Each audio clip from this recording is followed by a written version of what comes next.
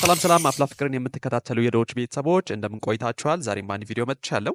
በዛሬ ቪዲዮአችን እያስደነቀን የሚገኘውን አፍላ ፍቅር የምንነጋገር ነው የሚሆነው። አፍላ ፍቅር እንደምታውቁት ከዚህ ቀደም ከነበሩት ካራክተሮቹ በተጨማሪ አዳዲስ ካራክተሮችን ጨምሮ እጅግ አስገርሞናል። ከተጨመሩት ካራክተሮች ደግሞ አንዱ የሆነው ቅዱስ ምናልባትም ለድራማው ተጨማሪ ድምቀት መሆን የቻለ ካራክተር ነው። ከዚያም ደግሞ ከኃይለኛይቱ እንዲሁም ደግሞ አይበገሬዋ ፊዮሪ ጋር ጣምረው እንግዲህ አስደናቂ ካፕል መሆናቸውን መመልከት ችለናል። ፊዮሪንና ቅዱስ እንደተመለከታችሁት ፊዮሪ እንግዲህ ለሴት ከምዘፍን በሞት ይሻለኛል የሚለውን ቅዱስ መላ ዘይዳ እንዲዘፍንላት አድርጋለች። ቅዱስም እንግዲህ መረታቱን ተቀብሏል። መዋደዳቸውም ግልጽ ሆኗል። ቅዱስም እንደወደዳት እንዳፈቀራት የመጀመሪያ ነሽ ፍቅርን ሀሁ ያልኩብሽ ያላት ነው። ከዚህም በኋላ ደግሞ ተጨማሪ ነገሮች ይመጣሉ ብለን እናስባለን። የሁለቱ ጥምረት ደግሞ አብዛኛው ሰው ያደነቀው በጣምም የወደደው ጥምረት ሆኗል። ሁለቱም ደግሞ ያላቸው ኃይለኝነት አንድ ላይ ሆነው የሚያደርጓቸው ነገሮች እጅግ አስደናቂ ናቸው። ፊዮሪ በክፍል 113 እንደተመለከት ነው ቁማር ተጫውታ ቁማር በልታው ከዚያም በኋላ ደግሞ በሂሳብ አስፈራርታ ለሴት ከምዘፍን ብሞት ይሻለኛል የሚለውን ቅዱስ የግድ እንዲዘፍንላት የመጀመሪያ ነሽ ብሎ በግልጽ እንዲነግራት አድጋለች ማለት ነው። የፊዮሪና የቅዱስን ጥምረት ብዙ ሰዎች ወደውታል። እጅግ በጣም አስደናቂ ጥምረት ነው። ከዚህም በኋላ ደግሞ ተጨማሪ ነገሮችን ይዘው ይመጣሉ ብለን እናስባለን። ሌላኛው እጅግ አስደናቂው ከአዳዲሶቹ ደግሞ ካራክተሮች አንዱ የሆነው ኢዮሲ አፍላ ፍቅርን በጥብጧል። ከዚህ ቀደም እንግዲህ እንደተመለከትነው የዴቭንና የሶሲ ፍቅር ከመበጥበጡ በተጨማሪ አሁን ደግሞ ደንባሪትና ሚኪ መካከልም ገብተዋል። ኢዮሲ እንግዲህ መስተፋቅር እንዳለው ያስወራችው ቤቲ ሴቶች ከሱ እንዲረቁ የፈጠረችው መላ ነበር። ይሁንና ግን ኢዮሲን በመጨረሻም እያስጨነቀን የሚገኘው ሁሉም ሰው ደግሞ ይህንኑ ነገር አምኗል። ኢዮሲም እጅግ በጣም ተጨንቋል። የሚያውቀው ነገር ባይኖርም እሱን የጨበጡ እሱን የተመለከቱ ሰዎች እንግዲህ ፍቅር እንደሚይዛቸው ነው የሚታሰበው። አሁንም እየሆነ ያለው እንደዛ ነው። እንዳያችሁት ደግሞ ሶሲ የኔ ፍቅር ማለት ጀምራለች፣ ማይ ላቭ ማለት ጀምራለች። ለዴቭ የምትጠቀማቸውን ቃላቶችም ደግሞ ለኢዮሲ እየተጠቀመች ነው የሚገኘው። እንደተመለከታችሁት ደግሞ ደንባሪትም ጀማምረዋታል። ሚኪ ወደ ኢዮሲ እየተቀየረባት ነው የሚገኘው። በዛሬው እንግዲህ ኤፒሶድ ሚኪ ምን አይነት መልስ ለኢዮሲ ይሰጣል ብለን እየጠበቅን ነው የሚገኘው። ከዚህ ቀደም ዴቭ በኃይለኛው ሄዶ ኢዮሲን ሊያስፈራራ ሞክሯል። ኢዮሲም የሚፈራ ጉድ አይደለም።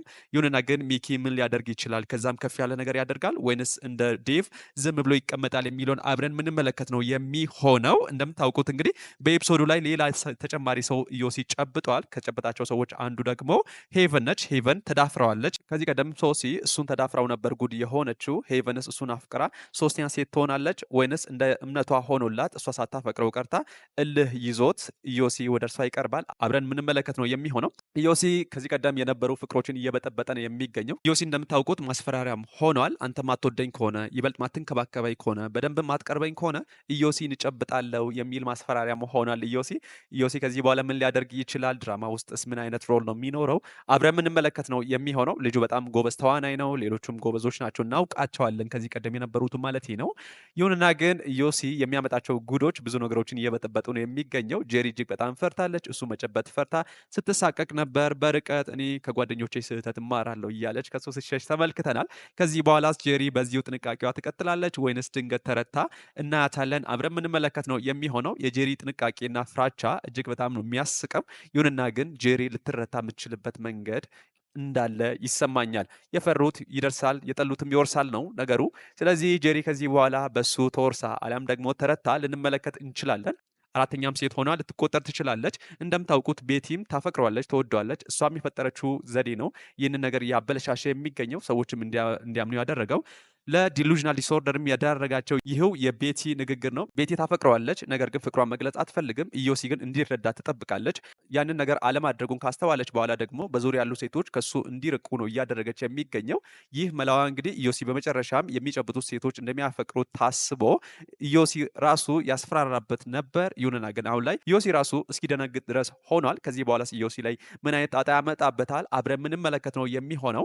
ይሁንና ግን ኢዮሲ የሚያደርጋቸው ነገሮች እጅግ ኞች ናቸው። በዚያ ላይ ደግሞ እንደምታውቁት ሶሲ በደረሰባት ነገር ሳይካትሪስት ማግኘት እንዳለባት እያወራች ነበር። ሳይካትሪስት ውስጥ መጥቶ ምን ሊላት ይችላል? ያለባት ኬዝ ምንድን ነው? አሊያም ደግሞ ምን አይነት ትምህርቱን የምንማርበት ከዚህ በኋላ የምንጠብቅ ነው የሚሆነው። ከዚህ ቀደም እንደነገርኳችሁ ሜንታል ዲስኦርደር ነው፣ ስኪዞፍሬኒያ እንደሚባል ተመልክቼ ነበረ። ከዚህ በኋላስ ባለሙያ ምን ይለናል? ምንድነው የእርምት እርምጃ ተደርጎ የሚወሰደው? አሊያስ ደግሞ ከዛ አይነት ነገር እንዴት አድርጋ ነው የምትወጣው? አብረን የምንመለከት ነው የሚሆነው። ጥሩ ትምህርትም እንደምንማርበት አስባለሁ። ሌላኛው ታሪክ የያሬድ ታሪክ ነው። ያሬድና ቤዛ እንግዲህ እንደምታውቁት ከዚህ ቀደም ቤዛ ባለባት ድርቅና ከዚያም በኋላ ደግሞ ለአባቷ በገባችው ቃል እንዲሁም ደግሞ ከዚህ ቀደም በነበረባት ኦሲዲ በነበራት ትላንትና በገጠማት አሉታ ታስራ ያሬድ የገለጸላትን ፍቅሩን ተቀብላ ከእሱ ጋር ፍቅረኛ መሆን አልፈለገችም። ያ ማለት ምን ማለት ነው? ለአባቷ የገባችው ቃል አለ። ያንን ቃል እስክትፈጽም ከዩኒቨርሲቲም እስክትወጣ ድረስ ፍቅረኛ እንዲኖራት አትፈልግም። ሁለተኛው ምክንያት ደግሞ ከዚህ ቀደም የምትወዳቸው አባቷና አያቷ በሷ ምክንያት እንደሞቱ ነው የምታስበው። ስለዚህም የምወዳቸው ሰዎች እኔ ጋር አይቆዩም፣ ያሬድም እኔ ጋር ከቀረበ ሊጎዳ ይችላል አሊያም ደግሞ ሊሞት ይችላል ብላ ስለተሳቀቀች የእሱን ፍቅር አልተቀበለችም ነበር። አሁን ግን ዙሪያን ስትመለከት ዙሪያ ላይ ያሉ ሰዎች ደግሞ ማፍቀሯን ነገር ግን ማመን አለመፈለጓን ደጋግመው ስለነገሯት ያንን ነገር ተቀብላ ለያሬድ ፍቅሯን ልትገልጽ ስትሄድ ያሬድ ከዚህ ቀደም ከነበረችው ፍቅረኛ ጋር ተመልሶ ተመልክተው ተደነጋግጠዋል። ከዚህ በኋላስ ምን ይመጣ ይሆን? ቤዛ ከዚህ በኋላ ምን ትወስናለች? አብረን እንመለከታለን። ያሬድስ ምን ብሎ ሊነግራት ይችላል? ያሬድ በጣም እንደሚደነግጥ አስባለሁ። ቤዛ በመጨረሻም ፍቅሯን አምና ከዚያም በኋላ ደግሞ የነቹቻን ምክር አድምጣ አክብራቸውም ወደ እሱ እየሄደች ነበር። ከዚያ በኋላ ደግሞ ከዚህ ቀደም ከነበረችው ፍቅረኛው ጋር ተቀምጣ ስትመለከት ቤዛም ደንግጣለች። ከዚህ በኋላ ቤዛ ምን አይነት ውሳኔ ትወስናለች? አብረን እንመለከታለን። ያሬድስ እውነቱን ይነግራታል ወይንስ እንዲሁ ከጸጋ ጋር የጀመረውን የድብብቆች ጨዋታ ይቀጥላል? አብረን የምንመለከት ነው የሚሆነው። እኔ በኩል ያሬድ አናዶኝ ነበረ። ምክንያቱም ጸጋ መስማት አልነበረበትም። ጸጋ መለኛዋ እያልናት ነበር። ከዚህ ቀደም ጥሩ ነገር አድርጋለች ብለን አስበናል። ያሬድ ወደ ውጭ ሊሄድ እንደሆነ አስወርታ ቤዛ ወደ እሱ እንድትቀርብ አንድ እርምጃ እንድትመጣም ማድረግ ችላ ነበር። ይሁንና ግን ሁለተኛ ላይ ያደረገችው ቤዛን ለመበቀል ነው። ያ ነገሯ ደግሞ ተሳክቶላታል።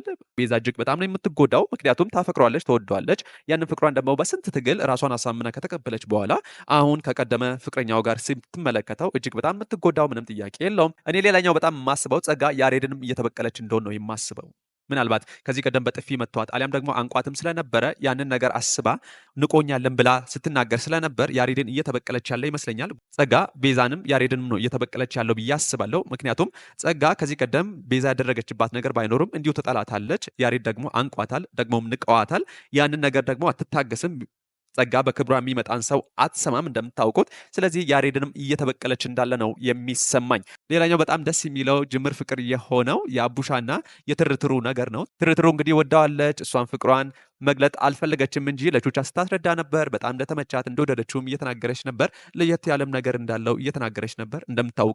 እንደምናውቀው አቡሻ ያራዳ ልጅ ነው። እንዴት መጫወት እንዳለበት፣ እንዴት ፍቅሩን መግለጽ እንዳለበት፣ እንዴት ሴት ማናገር እንዳለበት በቅጡ የሚያውቅ እጅግ በጣም ደስ የሚል ካራክተር ነው። ይህ ካራክተር እንግዲህ በመጨረሻም ሄሉን ረድቷል። ገና ከጅምሩ የሰርግ ልምምድ እያደረገ ነው የሚገኘው። ሰረገላ ላይ አስቀምጦ ከዚያም ለሰርጋችን የመጡትን ሰዎች እጅ እያነሳሽ ሰላም በያቸው ሲላት ነበር።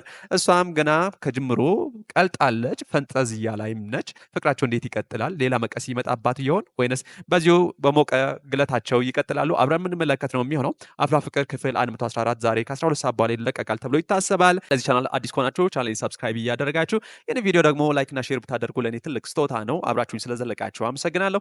በሌላ ቪዲዮ እስክንገናኝ ድረስ ቸር ሰንብቱ። እወዳችኋለሁ። ባይ ባይ። ቤተሰብ ሰብስክራይብ እና ላይክ እያደረግን